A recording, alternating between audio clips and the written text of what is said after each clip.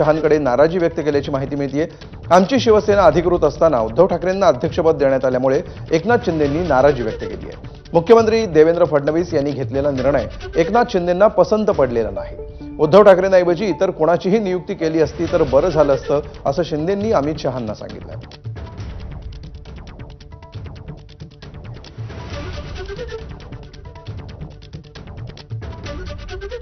त्यामुळे अमित शहांकडे शिंदेंनी नाराजी व्यक्त केल्याचं कळतं आहे आणि उद्धव ठाकरेंच्या ऐवजी इतर कुठल्या व्यक्तीची नेमणूक या ठिकाणी केली असती तर अधिक बरं झालं असतं, अशा भावना देखील व्यक्त केल्या।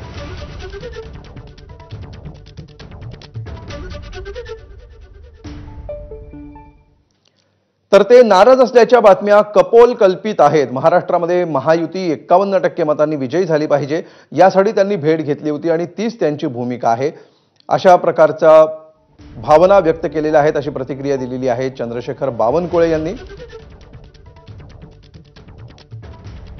माननीय एकनाथ शिंदेजींची परवाच मी भेट घेतली होती। कुठलाही नाराजीचा सूर नाही आहे, त्यामुळं हा कपोलकल्पित या ठिकाणी बातमी केलेली आहे की एकनाथजी नाराज आहे। जसं विधानसभेमध्ये लोकसभेमध्ये महायुतीमध्ये महाराष्ट्र 51% मतांनी आम्ही जिंकला, तसा 2/3 बहुमताने महाराष्ट्र जिंकायला पाहिजे आणि आमची महायुती ही प्रचंड मजबूत राहिली पाहिजे आणि देवेंद्र फडणवीसजीचा विकसित महाराष्ट्राच्या संकल्पाला मजबूतीने आपण समोर गेलं पाहिजे।